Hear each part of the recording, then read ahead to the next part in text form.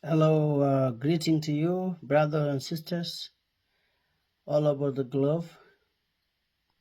It's me, your brother Dan. I want to continue embarking on the situation that is surrounded our people back home because I wonder and ponder why only one ethnic groups had been targeted. I have this profound sadness and great regrettable scenes when I think about the situation which is going on in South Sudan. What had been going on now, which is causing this erratic behavior from the top politician of South Sudan, is not uh, because they want to only to control the the population or the peoples of that particular ethnic group, especially Nuer. It is they want to leverage the dominance. Because if you look at the maps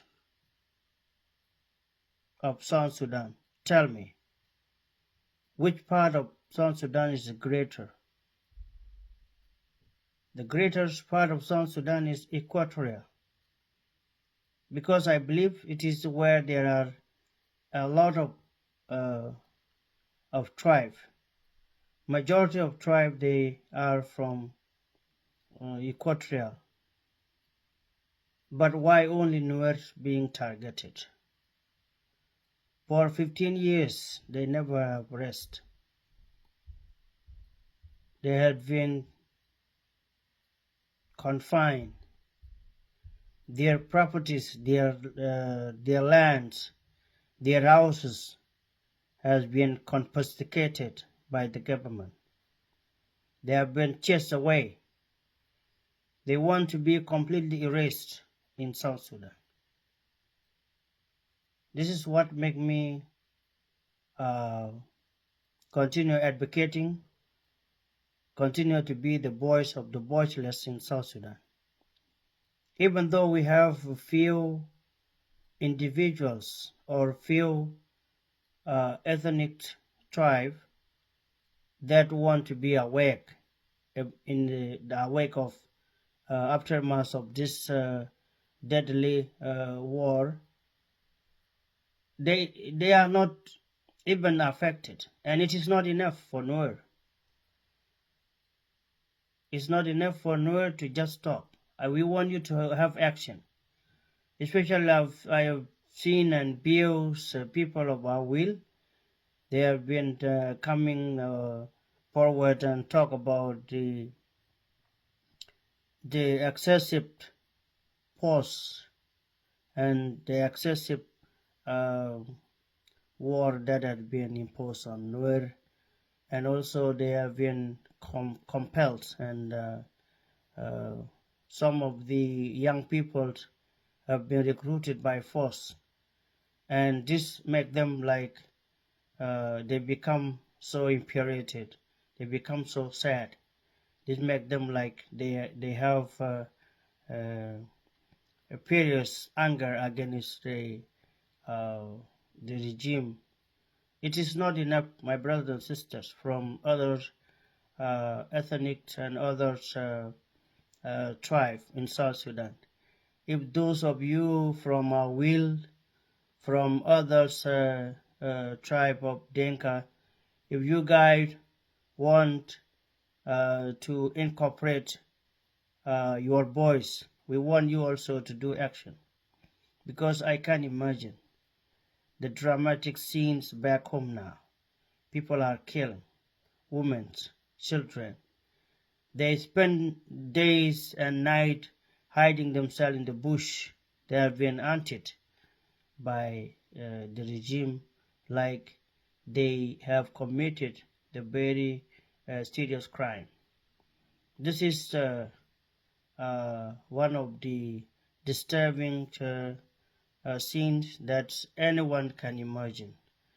And Salva Kiir Mayardit, as we all know, the man is obsessed with the leadership. And the people who are surrounded him, maybe they deceive him, maybe they don't want to give him some good advice that would bring change in South Sudan. So the situation now is, it caused a lot of despair among our people. People now, they suffer immensely. And not only Nuer, even Dinkas.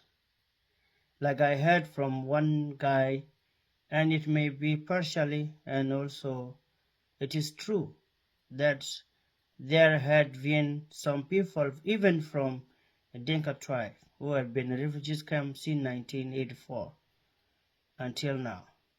Because people, they are afraid. They panic. Even to think about South Sudan, you think about the death penalty. You think about being indicted for no crime, just only because you said what you want to say, just because you want to express your views based on the current and the past situation. The situation is very delicate now. It escalated to many areas beyond the border, and people, they try to resist. Even people who are fighting now, it's because they get sick and tired. They get so disgusted about the deaths of their parents, the deaths of their children, the deaths of their siblings, brothers and sisters. They have been massacred. All these atrocities, they cause people to, it induces them to fight. Because there is no way, there's no peace when people want to erase their ethnic tribe from the earth. Because this is what is going on now. They want to desert all the area. The area must be like desolate. They don't want any human being there. And I always ask myself, why President Salva Kiir become harsh and furious, even vicious against Nuer only. In his vibrant mind, he has to think that Nuer has nothing to do with any his government. Nuer, they are like other tribes. And I believe even now, among the Dinka, there are Dinkas who may even challenge or criticize or ask the question about what is the meaning of this. And you never bomb them with chemicals which had been banned all over the world for 70, 80 years now. Why only Nuer? It is terrible. Even some Nuer, they choose to appraisals. They choose to get advantage of your leadership. They sacrifice their life to kill their fellow brothers and sisters. But I don't think they enhance some of their critical situation they are going through. They don't even get enough to support their family. They are like others. But they are thinking about the future. That's what they are thinking for. So there is no any euphoria. The epiphany is not there. There's nothing that people could appreciate. People, they had been placed in detention, and there is no any restraining order that the president Salva Kiir could tell to people not to kill innocent people. People, they are now all in agony. They are all in agony. People who live in Sudan as refugees, those who live in Ethiopia as refugees. We have like 8 camps in Ethiopia, 8 refugees camps, and majority of them, they claim to be South Sudanese. They don't even get enough food ration from United Nations. They suffer. They are starving. Some of them, they are starving to death. They are dying in refugees camp in Kenya. They don't have enough food.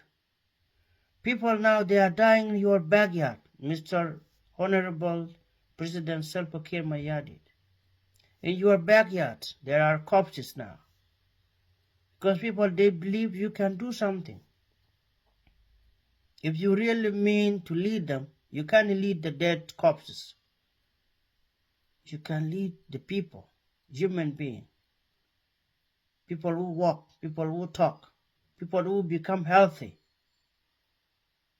Even we, people here in Biafra, we know we are in big trouble. Very big time trouble. Because whenever you open your mouth to advocate, like for example, I am not hired to speak on behalf of IO or Nuer. I'm not a spokesperson of anybody. But I feel pain in my life because my being here in abroad is not it's not something that I can take for granted. You know, I would likely to say I'm living in other people's or other people countries. I'm living here as foreigners, or maybe asylum seekers, or refugees, mostly. Why?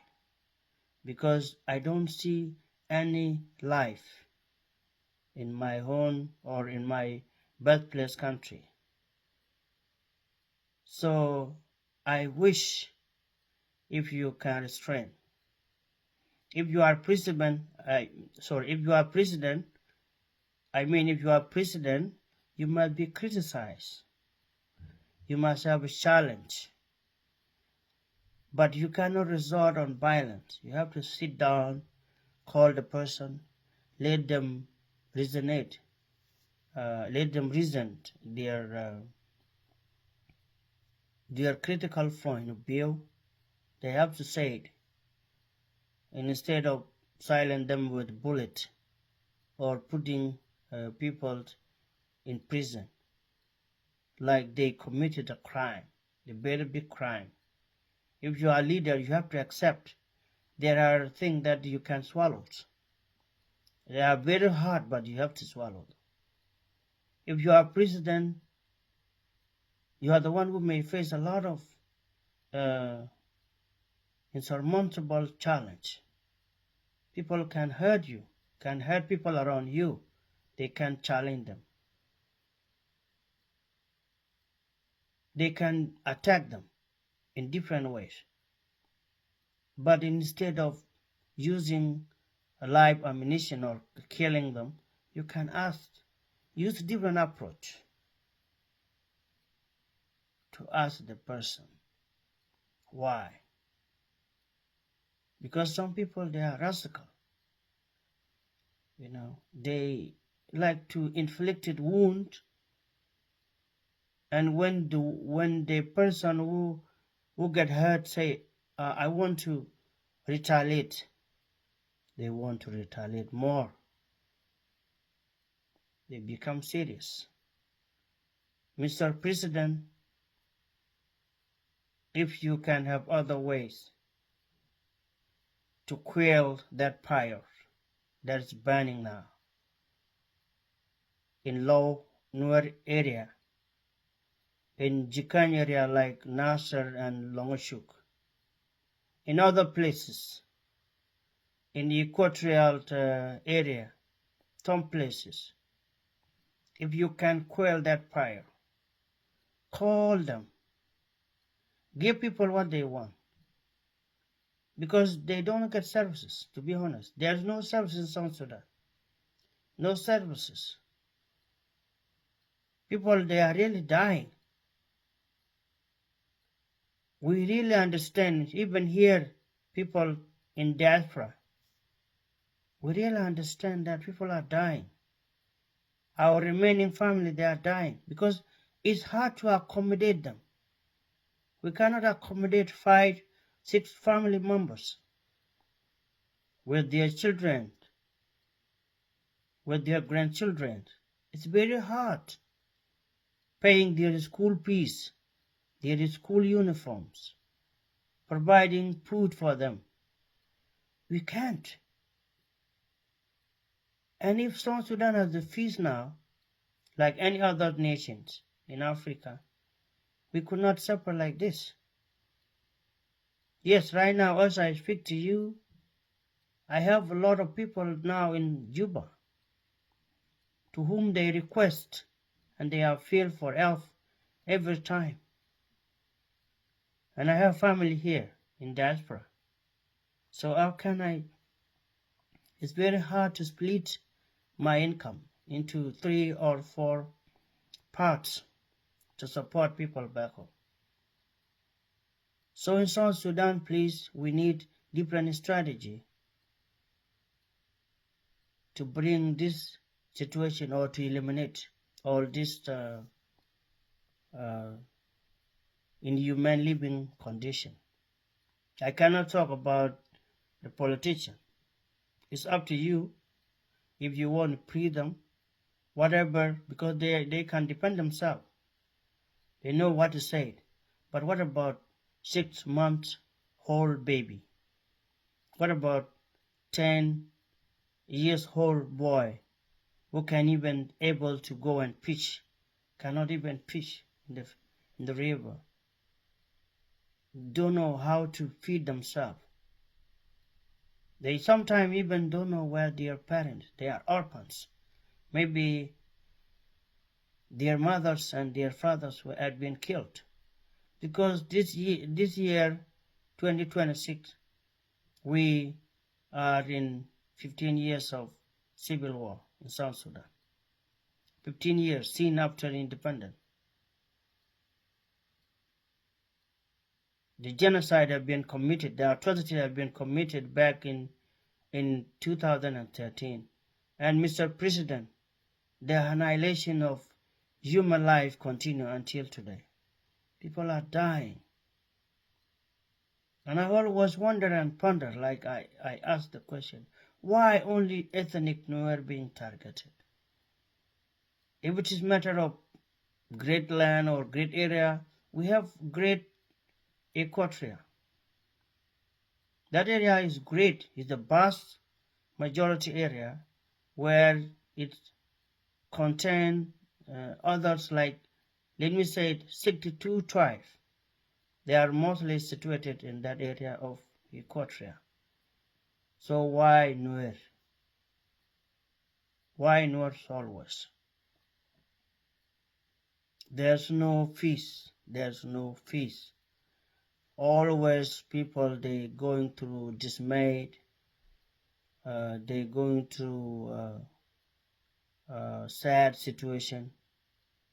There's no peace.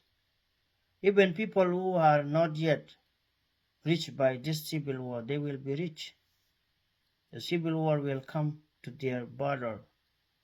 The civil war will come to their homes. And they will die. They will lose their loved ones. There are so many questions that can be asked. Was it wrong for us to vote for the country like South Sudan? Was it our fault? Or is it the fault of all people who were voted, cast their vote for referendum of South Sudan? Why you become critical and become harsh against people to whom they had been voted for you? to be their president. Did we do anything wrong? Because what is going on now in South Sudan is beyond words. The mass killing of people,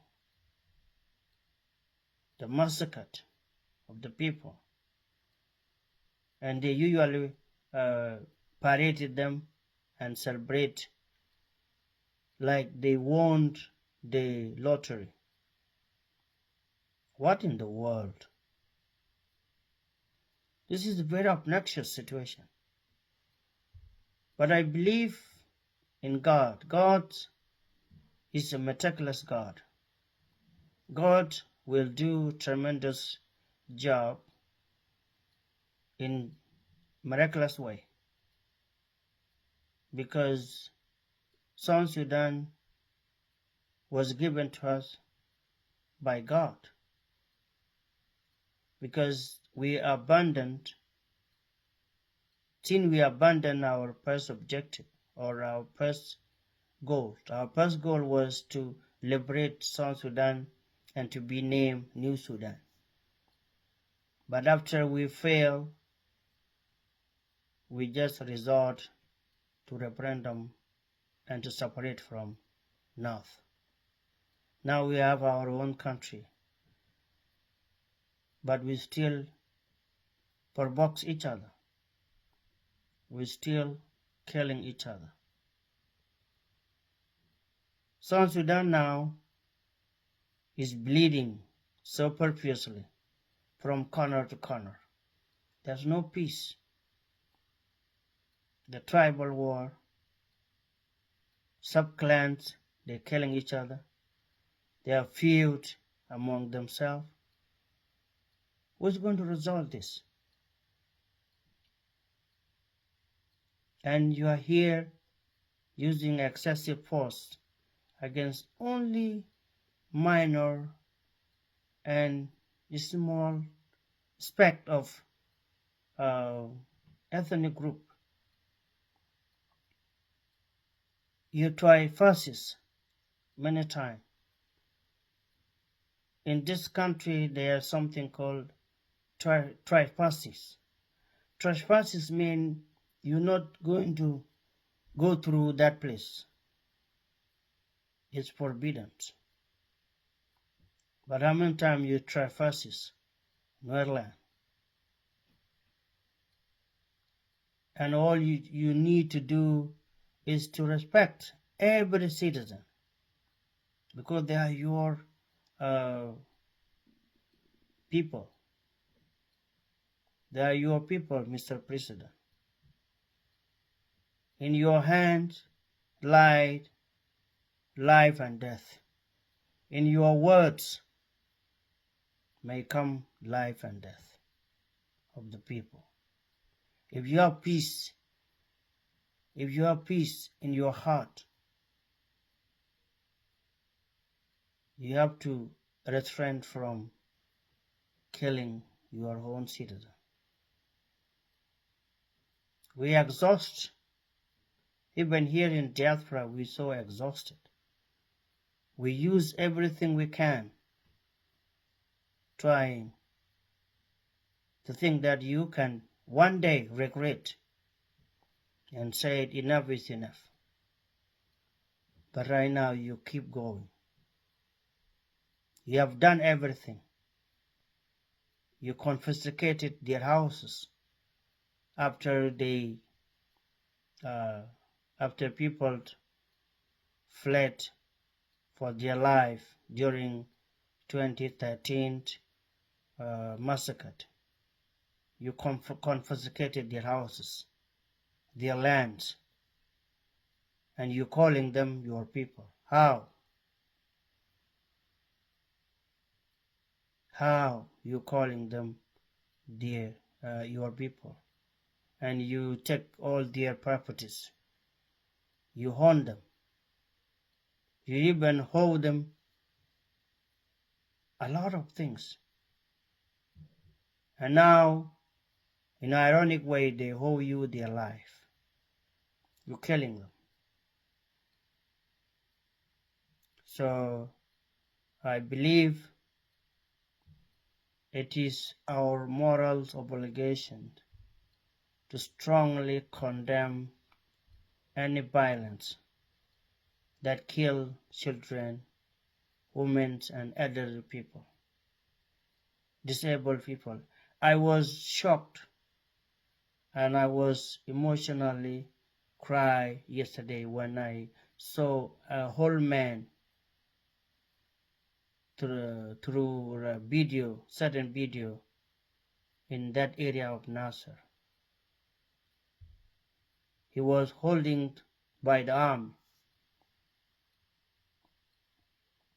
He was holding by the arm with uh, and by a small boy who tried to encourage him to walk.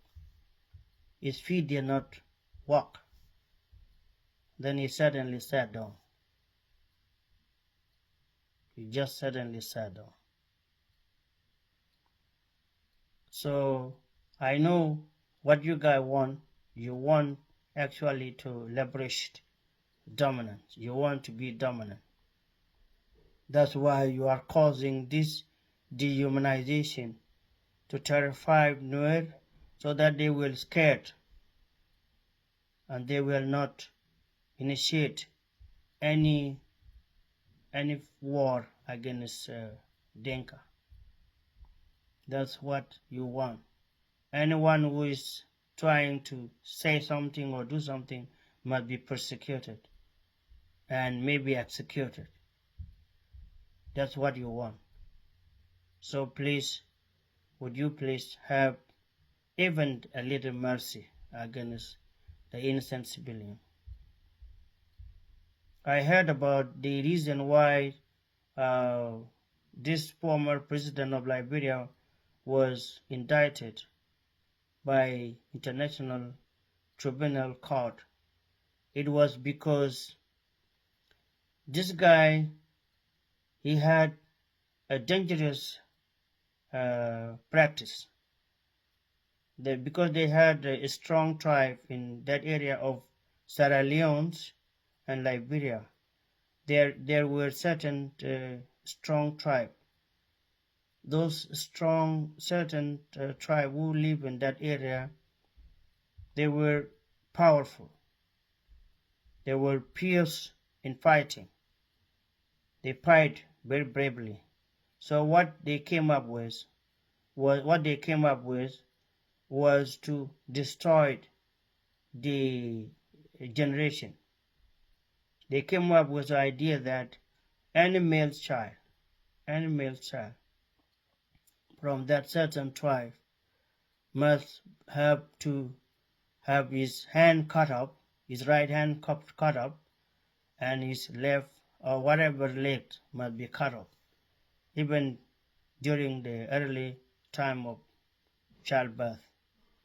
The midwife should have to work along with other nurses and the doctors to cut the right hand of that child, and then any legs, either right leg or left leg, must be cut off.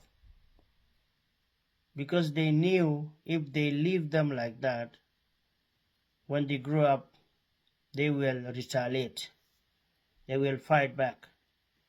They will remind themselves about inhumane treatment that had been given to their community. There was what called the fear among those tribe of Liberian, former Liberian Charlotte Taylor. Charlotte Taylor and his tribe, they had this insane practice, like cutting the right hand of the baby born in that particular tribe and cut any leg, because they were dominant. Before they fall into this disturbing situation, they were dominant. They beat up all those tribes. But for them to be overwhelmed or to be overcome, they decided to cut the right hand of their babies, male babies, from childbirth. So this is what it may happen. This is what may happen among us, we the Nuer, if we allow this terrible situation continue. After they become dominant, Dinka will use anything. Dinka will use anything. Even the castration of male could happen. Like what I heard. They will bring all this back. Because we're going to say no. They already destroyed our power. They already devastated us. They already scattered. They caused disunity among us. Nuer will be disarrayed. They will be destroyed. Nobody's going to say no. So my point to you guys, Nuer in general, let us be very careful. I know God is going to do His own meticulous work, His own careful observation and careful work to bring this situation into the end in an ironic way. We can certainly overthrow that deadly regime. I have a hope, but let us take some option. Let us have some option. If this option fails, what will be another option? Let us have strategy A and strategy B. What would be the next option? My next option, we the Nuer, all of us, from little children to the big, if there would be no way for us to fight back, if the war is going to be too much for us, we have to choose one country in Africa. In that country, we have to naturalize ourselves and adopt their culture so that we would never be a part of South Sudan. That's my option, because this will never end. This killing and this drastic killing would never end until otherwise we find other permanent solution.